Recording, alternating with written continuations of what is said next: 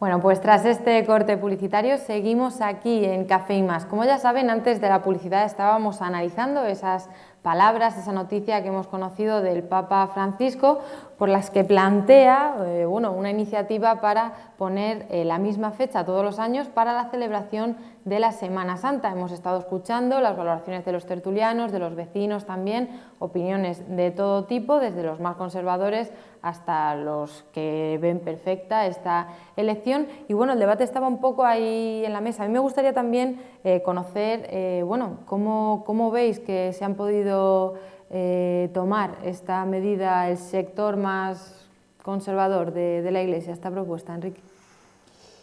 Pues imagino que mal, porque viniendo de quien viene, vamos, yo imagino que mal porque a mí, os decía en el descanso que me sorprende mucho la capacidad de la Iglesia para elegir a un papa que era Ratzinger, el anterior papa, que era traduciendo en los términos, el defensor de la doctrina de la fe, es decir, el responsable de lo que era la Inquisición antes, a un papa de estas características, de América Latina, diferente, ¿no? Radicalmente diferente, que es la misma organización, a través del mismo instrumento, que es el sínodo, que un cardenal habrá cambiado, pero sea capaz de hacer, o sea, la capacidad de la Iglesia para adaptarse a los tiempos es extraordinaria. Pero me da la impresión, no lo puedo constatar, que hay mucha gente en el entorno del Papa, en el Vaticano, se llama la curia, y la gente de banca vaticana, los que queden, que deben estar de uñas por lo menos. No por la Semana Santa, sino por otras afirmaciones y decisiones que debe estar tomando el Papa, ¿no? Yo espero que no le pase nada. Hay que tener en cuenta que, vamos, yo estoy seguro, rotundamente seguro, que por encima de todo y por encima de ser Papa, por encima de que fuese el defensor, como tú has dicho, de la doctrina de la fe, por encima de todo eso están las buenas personas. Y a mí no dudo en ningún momento que Benedicto XVI era, además de un buen papa, una buena persona. Y se dio cuenta... Se dio cuenta... un buen papa, este no puede serlo. No, el anterior no mira, puede serlo. Mira, no, vamos a ver. Cuando tú entras a ser papa, no sabes lo que te vas a encontrar. O sí, a lo mejor sí, porque además este papa era mano derecha de Juan Pablo II. O sea, el papa anterior, me refiero. Benedicto XVI era el mano derecha de Juan Pablo II. Pero lo que yo dudo era que supiera determinadas cosas que cuando entró se dio cuenta de cómo, hasta qué punto el sistema, por ejemplo, de la banca vaticana estaba totalmente corrupto.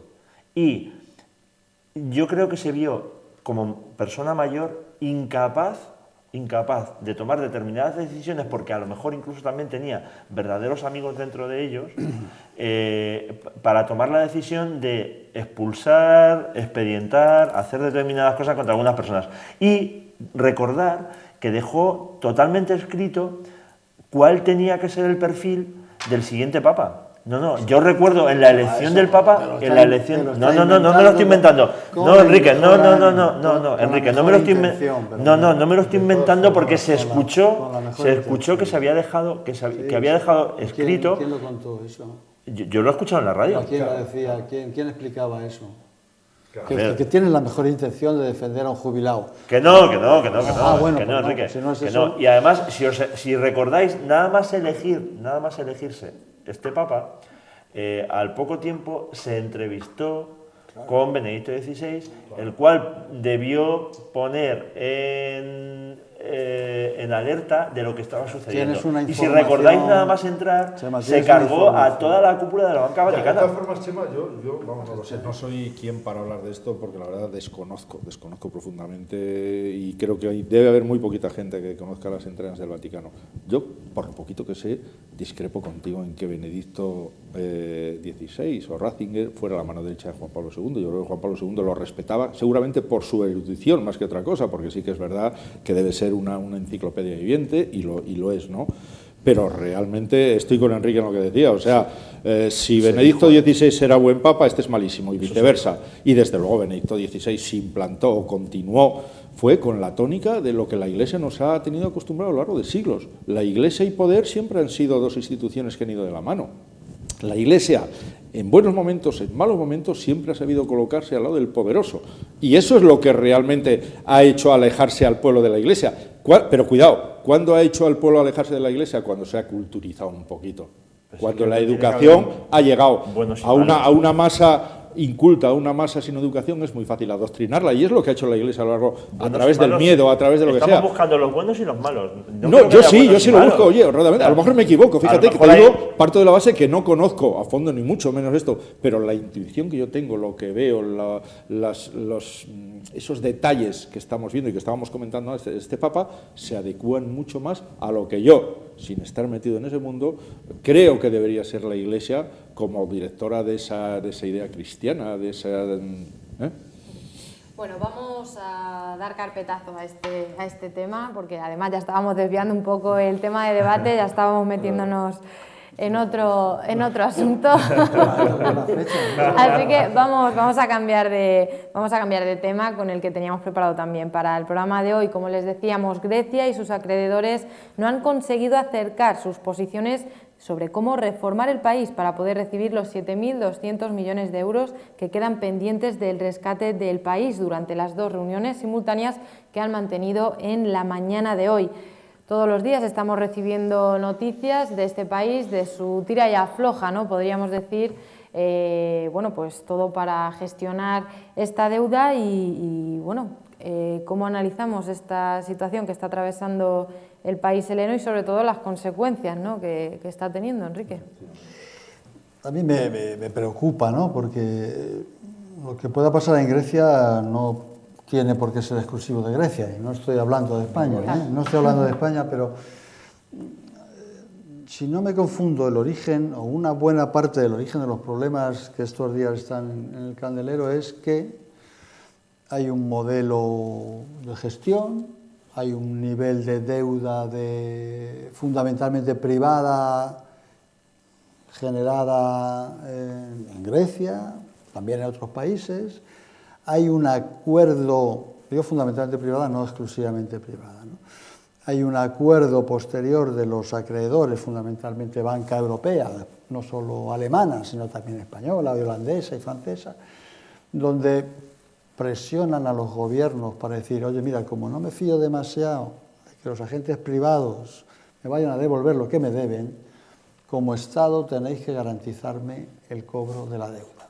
Entonces hay un momento ahí gravísimo, que voy a hacer como 1 año y medio de ese orden, un poquito más, en Europa, en Bruselas, en Luxemburgo, en Estrasburgo, en el que los Estados, Grecia, España, Irlanda, Francia, asumen como propia la deuda de agentes privados.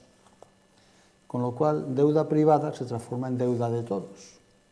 Claro, y ahora es muy dramático, si eso es así, yo no soy economista, pero esa lectura la he hecho ya varias veces en gente que entiende, si eso es así, lo que está ocurriendo ahora es que se traslada a los ciudadanos griegos, que tienen que recortar más las pensiones, que tienen que subir el IVA, está trasladando a los ciudadanos griegos los mecanismos para pagar una deuda que no es exactamente suya. Y entiendo que ahí el debate que están manteniendo Tsipras y Merkel y Hollande y Rajoy es, oye, mira, vamos a ajustar de verdad lo que os debemos.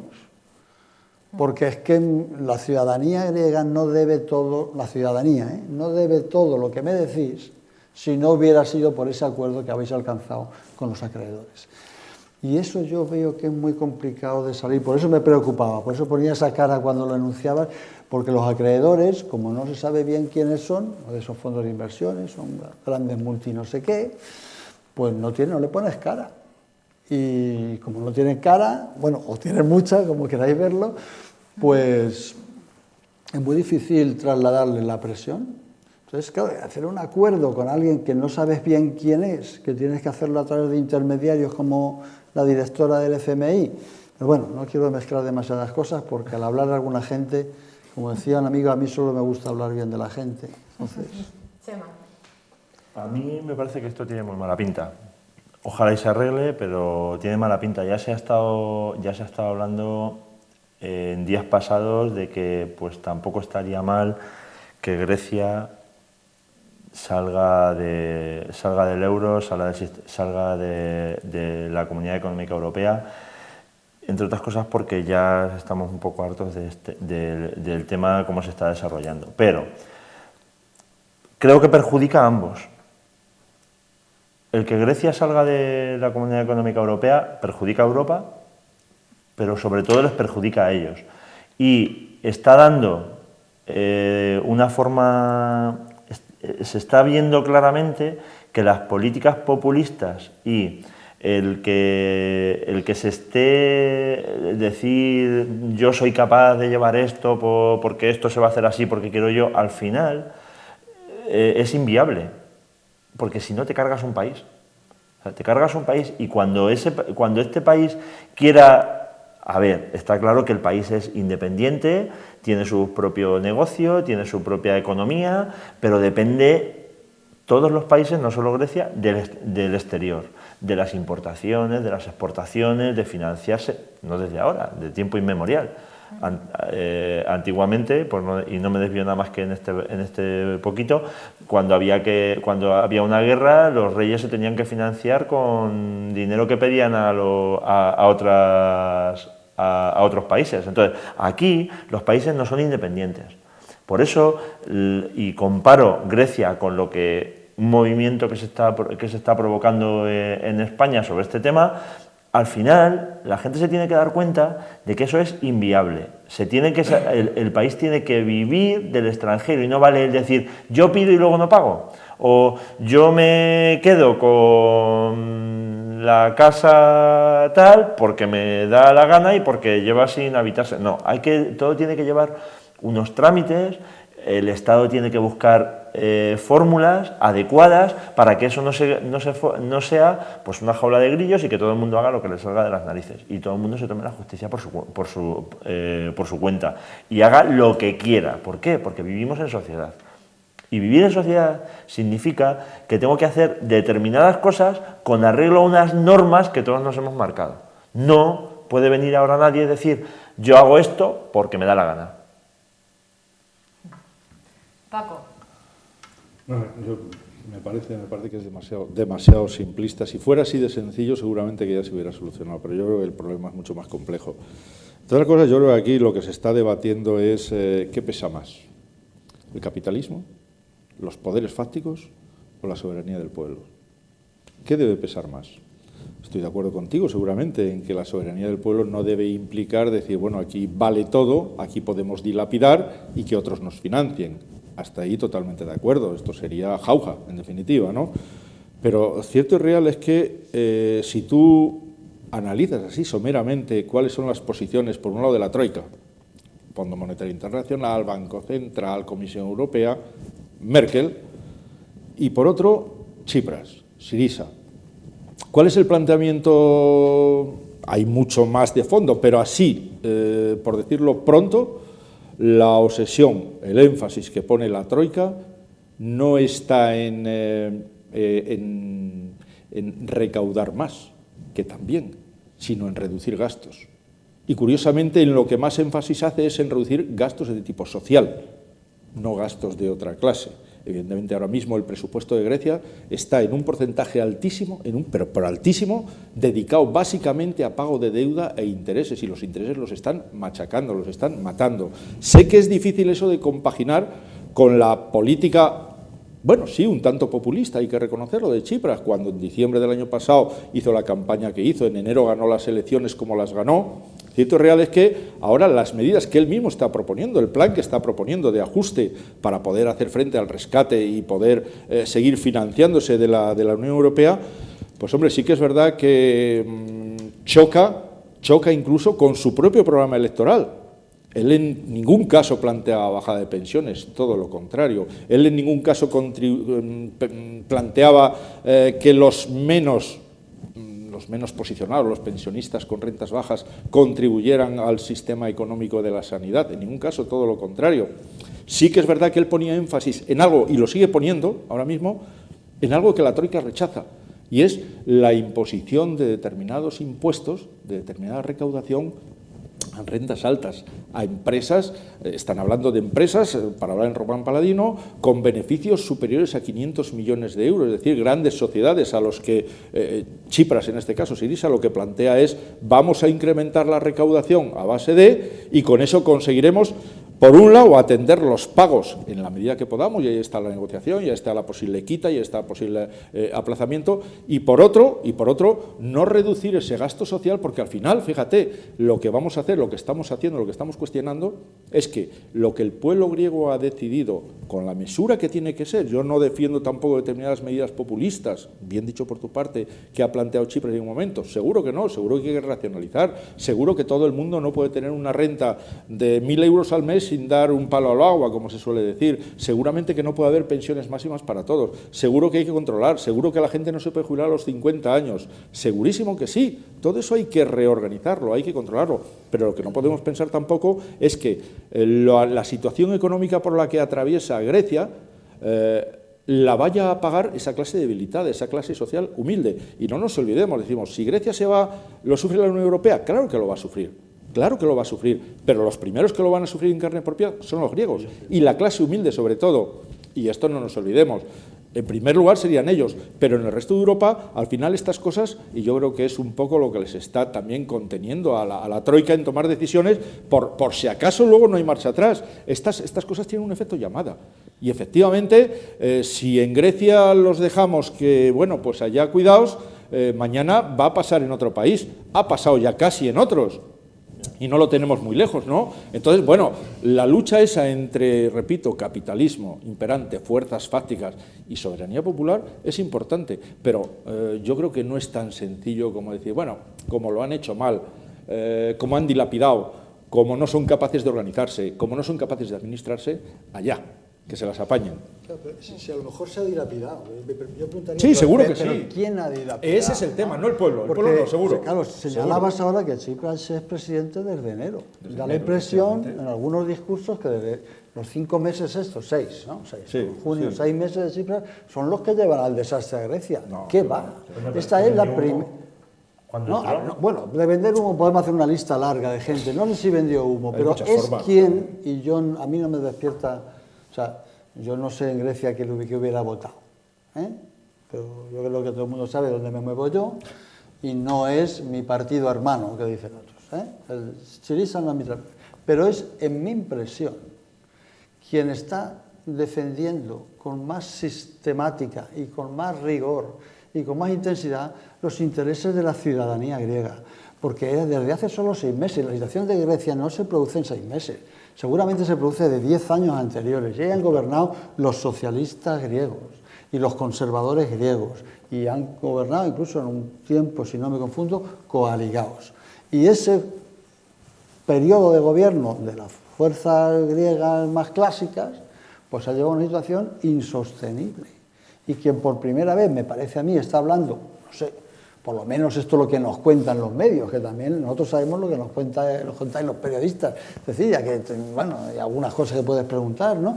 Pero, a ver, que no vamos a cargar, yo creo que es injusto cargar ninguna responsabilidad sobre Varoufakis o sobre Tsipras, se podrán confundir, habrán dicho alguna butada, habrán sacado los pies del tiesto, que decía mi madre alguna vez, pero son los que, mi impresión es que aquí va a haber un acuerdo. No sé si será todo lo suficientemente satisfactorio para todos, pero yo creo que con quien va a haber un acuerdo no es ni con Papandreou ni con Samaras, sino con Tsipras. Y eso es bueno para los griegos y para los demás, de paso. Es que no se va a romper la cuerda, ¿no? Por muy tensa que esté, no se va a romper, sino que cada uno va... Es que no hay que olvidar que había un sector de Europa hace...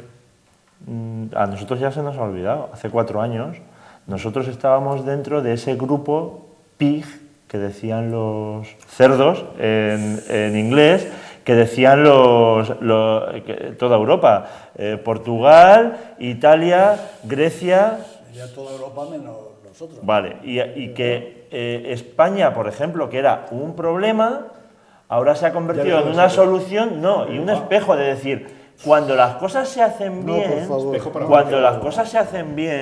es que cómo estaba la sociedad, cómo estábamos y cómo estamos y dónde estamos. O sea, es que todo hay que verlo. Y yo recuerdo que en Grecia se escuchaba que la gente se jubilaba con 50 años, que tú lo has apuntado, cobrando 3.600 euros.